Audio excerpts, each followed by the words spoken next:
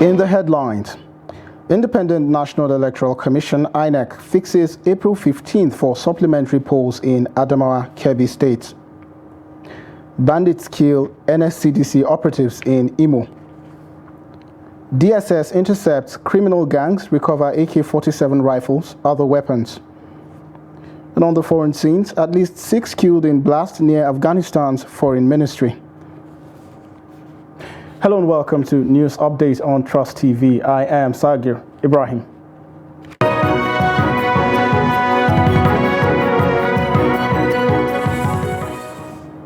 Hello and welcome once again. Now the news in detail. The Independent National Electoral Commission (INEC) has fixed the 15th of April for the conduct of supplementary governorship elections in Kebbi and Adamawa states. INEC had declared the governorship elections of March 18th in both states inconclusive. In a statement posted on Twitter on Monday, the Commission said supplementary polls for national and state assembly elections will also take place on the 15th of April. And also, the Ogun State Elections Petitions Tribunal has granted the request of the New Nigeria People's Party (NNPP) to inspect all sensitive materials, including the bimodal voter accreditation system machines used during the governorship election in the state. The motion ex parte, which was filed on Monday, March 20, 2023, and decided last Friday, showed that the NNPP was an applicant, while INEC, Abiodun, and APC were respondents. The tribunal granted all the prayers of the state chapter of the NNPP in the motion ex parte filed at the Isabo Court in Abeokuta. The Independent National Electoral Commission had declared the state governor, Dakwa Abiodun, of the All Progressives Congress, winner of the March 18th governorship election in the state. Following the declaration, the NNPP complained that INEC didn't print the name of the party on the logo on the governorship ballots as prescribed by the Electoral Act. The party, however, headed to the tribunal asking to be allowed to make photocopies, scan and record all sensitive materials used by INEC in the just concluded governorship elections in the state. And also, despite polling 6,101,533 votes and winning in 11 states and the Federal Capital Territory during the presidential elections, the Labour Party has failed to secure more than one state at the just concluded governorship and state House of Assembly polls. Trust TV Shafiu Suleiman takes a look at the factors that affected the winning trajectory of the new political party, considered now the third force in Nigeria. The Labour Party, LP, has been on the ballot for over 20 years now, fielding candidates as a pro-workers political organization, but without much success. Its presidential candidate, Peter Obi, after being Anambra State Governor for 8 years, had an unprecedented outing at the February 25 election, polling 6,101,533 votes to came third ahead of NNPP's Rabiu Kwankwaso, who garnered 1,496,687 votes. Presidential election came with a lot of confirmation of assurance by the Independent Electoral Commission. One, the Independent Electoral Commission promised that results will be pasted and be transmitted directly at the polling units. That gave hope. And then there was serious ways in which the issue of vote buying was kind of blocked in such a way that people will not buy the vote of the electorate. Peter Obi successfully won 8 senatorial and 34 House of Representatives seats, in addition to securing a number of state assembly positions at the just concluded elections. Its winning streak, however, was not sustained at the governorship election, with only Abia State in its kitty. As of today, the result of the presidential election is yet to be uploaded into the INEC RF server. This now affected seriously, because a lot of people now lost trust. The trust that they had before, where a lot of them came from outside this country to come and vote, hoping that their vote will count. So in the governorship election, people now become apprehensive and they did not trust the system anymore. Though the party's performance at the presidential election was attributed to several factors, pundits say politics of ethnic and religious identity were largely responsible. With supplementary election expected to hold in 46 constituencies earlier declared inconclusive by the Independent National Electoral Commission (INEC), it remains to be seen if Labour Party could consolidate on its electoral winning trajectory. Shapir Suleiman, Trust TV News, Abuja. Also, the Nigeria Police says it has arrested at least 700 offenders for violation of electoral laws during the 2023 general elections. Inspector General of Police Usman Alkali Baba disclosed this on Monday during a meeting with commissioners of police from the 36 states of the Federation and the FCT, as well as other senior officers. According to the IGP, the exact figure of those arrested currently stands at 781. Giving more details on the arrest, IGP Alkali Baba said 185 cases of electoral infractions were recorded during the presidential election, with 203 arrests made. For the governorship and state assembly elections, the police chief stated that 304 electoral breaches were recorded and 578 offenders were arrested. The IGP said the meeting with the commissioners and other leaders within the force has become critical in the face of the threats to national security by some political actors who he says are trying to undermine the peace of the country after the elections. He commended the action of the political actors who are engaged in ethnic profiling, in advancing their interests, and urged Nigerians to rather strive towards unity. And also, gunmen have attacked a checkpoint in Enugu, killing 2 officers in the process. The incident happened on Sunday while the officers attached to Uwani Division were on a routine stop and search duty along Campus Gate Road by Kenyatta Market, Enugu. Enugu Police spokesman Daniel Ndukwe, in a statement, said many of the hoodlums escaped with varying degrees of fatal gunshot injuries in the ensuing gun battle. Ndukwe added that 2 of the operatives who sustained severe gunshot injuries were moved to the hospital where they were confirmed dead and their corpses deposited in the mortuary. He said the armed hoodlums in their numbers and operating in SUVs suddenly opened fire on the police officers, taking them unawares. According to him, the vehicles the hoodlums came with have been recovered and a manhunt to arrest for their arrest has been launched. And also, there was tension in Ngo Okpala area of Imo State as gunmen on Monday killed 3 personnel of the Nigeria Security and Civil Defense Corps (NSCDC). Reports say the incident took place at Ekeisu Market in Obiangu community in the Ngo Okpala local government area of the state. A witness who craved anonymity said the officers who were attacked in the early hours of Monday were ambushed and killed by the attackers while in a vehicle. At the time of this report, security operatives had taken over the community and said to be arresting youth of the community in order to fish out the culprits. Spokesperson for the police in the state, ASP Henry Okoye, who confirmed the murder of the 3 NSCDC personnel, said security operatives had moved into the community and restored normalcy.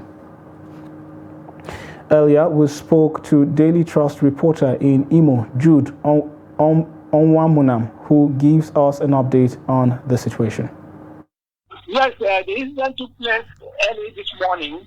The officers, 3 of them, were in a vehicle when they were ambushed at a place called Okeisu Market in the Obiangu community in the Okpala local government area of Imo State, the area where we have the airport in Imo. As it is now, the soldiers have cordoned up the area.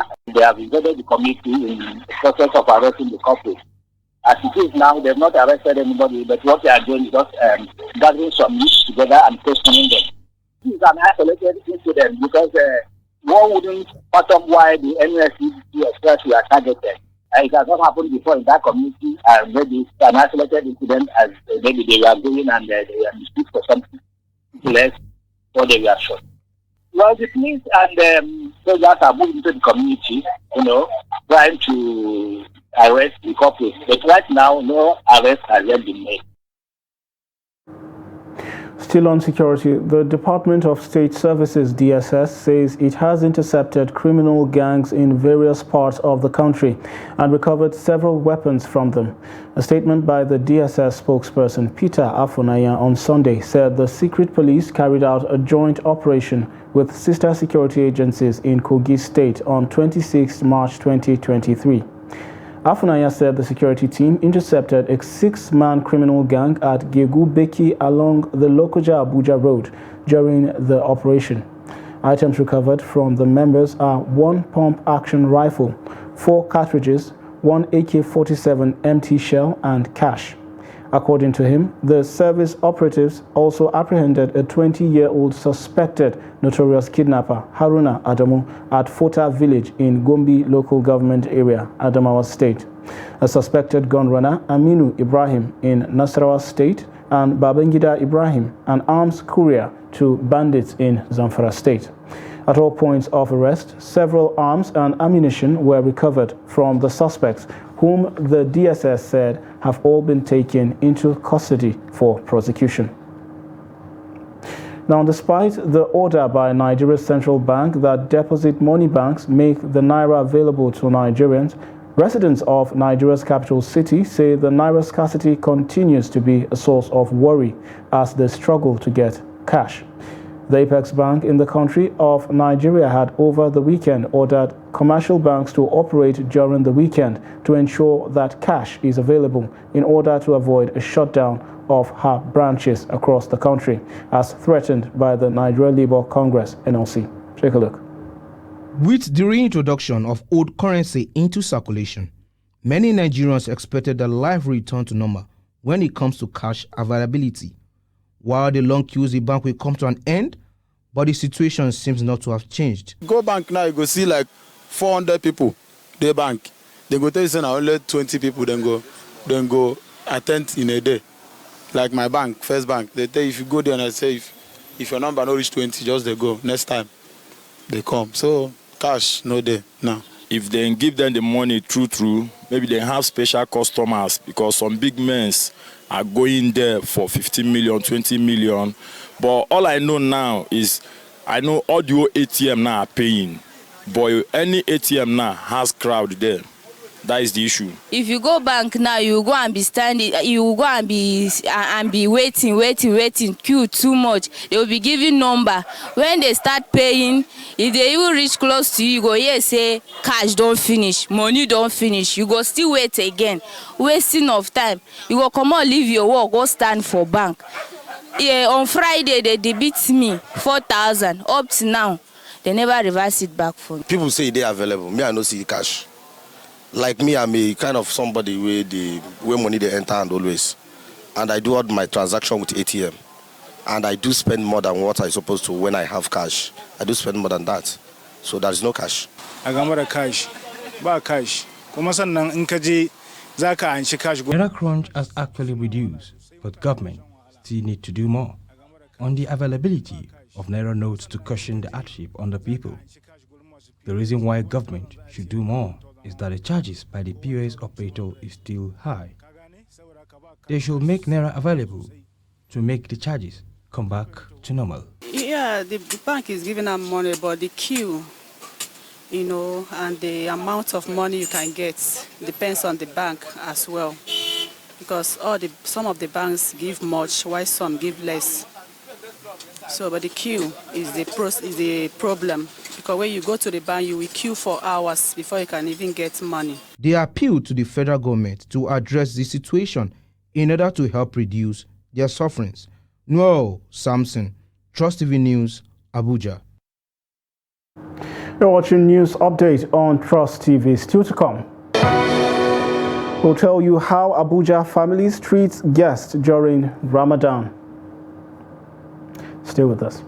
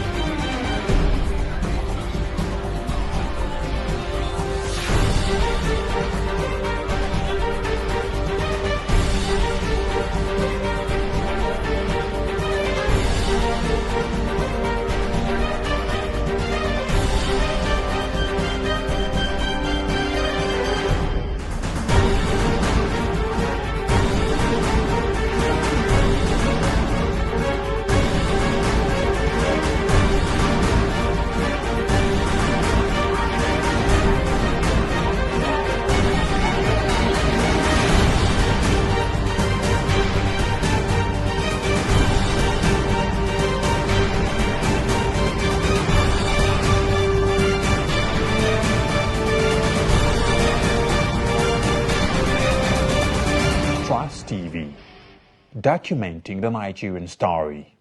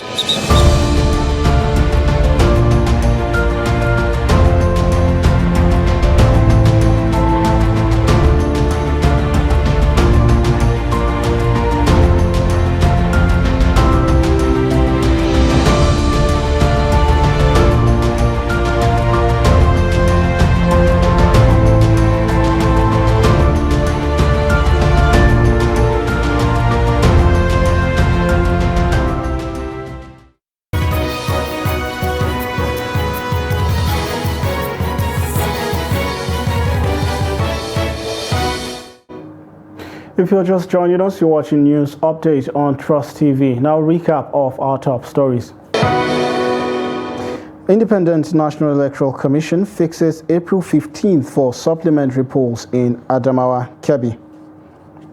Bandits kill 2 NSCDC operatives in Imo. To other stories now, the Nasarawa State Police Command has banned all forms of protest throughout the state. The police spokesperson in the state, DSP Rahman Nansel, in a statement on Sunday said the police command took the decision in order to prevent a possible breakdown of law and order and to sustain the peace currently being enjoyed in the state. According to him, intelligence report on security in the state can no longer sustain any form of protest in the state. Consequently, the police advised parents and guardians to ensure their children and wards do not violate this order, as anyone caught shall be arrested and prosecuted accordingly. And also, the month of Ramadan is associated with fasting and assisting the less privileged. For Abdul Wahab Musa, an Abuja-based politician, the month teaches humility and selflessness, urging Muslim faithful to imbibe the teachings of Ramadan at all times. Kabir Lawal spends time at Musa residence on a typical Ramadan day. Take a look.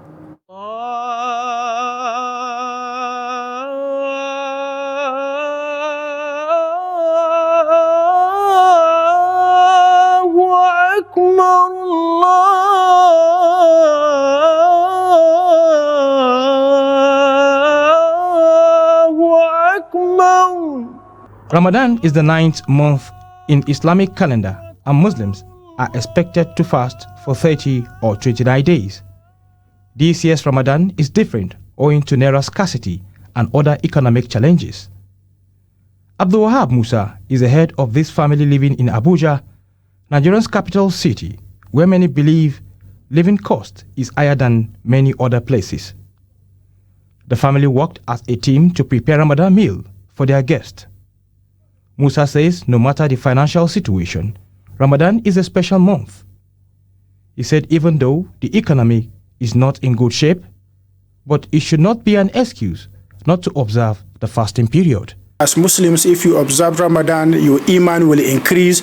You will know the reason why you should help the needy who have nothing to eat in a normal day, which is not Ramadan. And secondly, you know, there are so many rewards of which, according to Islamic scholars, they say only Allah's, that is only God know the numbers of reward is being rewarded to someone that fast in the month of Ramadan. And also, thirdly, you see, if you observe Ramadan, that is to say you also act within the 5 pillars of Islam. Musa believes giving assistance to the less privileged in Ramadan is a special blessing, calling on Muslims to help the needy. As you fast, that you have something for sahur, and as well you have something for iftar. You should always remember that there are many people out there that they don't have what you have. Even if they do, probably it will not be as good as what you have or as plenty as what you have. So find a place in your heart to see a reason why you should also what you have in abundance, you should also give it out to those that did not have. So in that regards, we shouldn't believe that we are all one. We are not equal. There are many people that lack those things, and if we help them, Allah will see a way to help us. And they says, you should give, and Allah will give you more. Many families like that of Abdul Wahab invite people to break fast with them, seeking to get reward feeding a fasting Muslim. Kabir Lawal, Trust TV News, Abuja. And also, a magistrate court 7 High Court complex, Mina, Niger State, has sentenced a 40-year-old Muhammad Usani of Ungwan Serkin Rua Bengi area of Kacha, the headquarters of Kacha local government area of Niger State, to 7 years imprisonment without option of fine for having illegal sexual intercourse with a 2-year-old girl.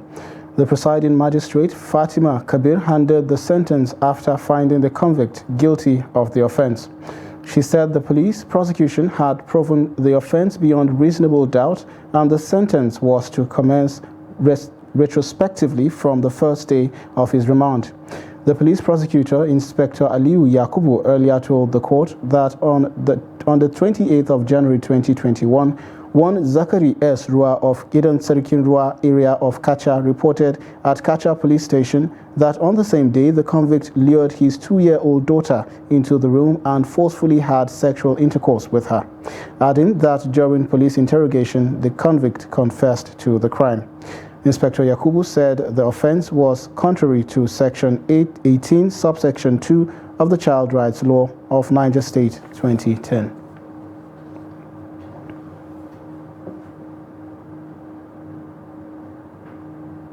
We'll go on a short break now, and when we return, the news continues.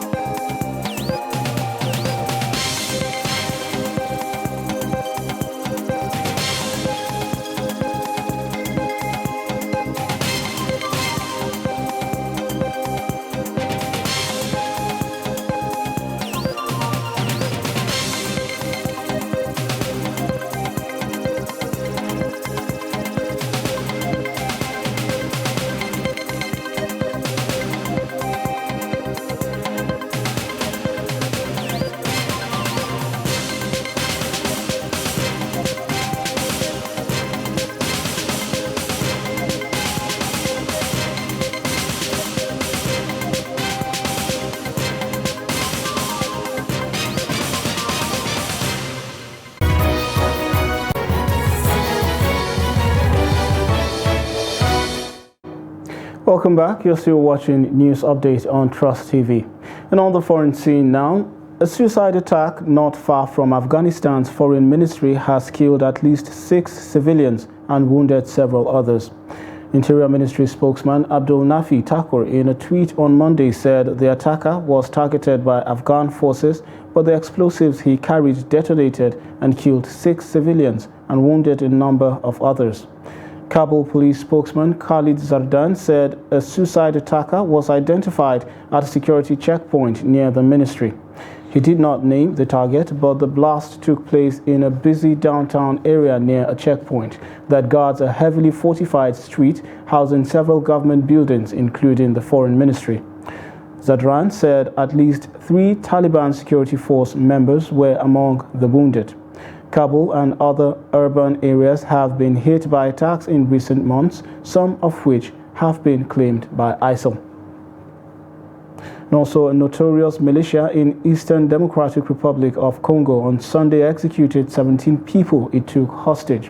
According to a local community leader, Bangweneni Balande, the Cooperative for the Development of the Congo, Codeco insurgents killed at least 17 people captured in the Jugu territory around 45 kilometers north of Bunia in Ituri province.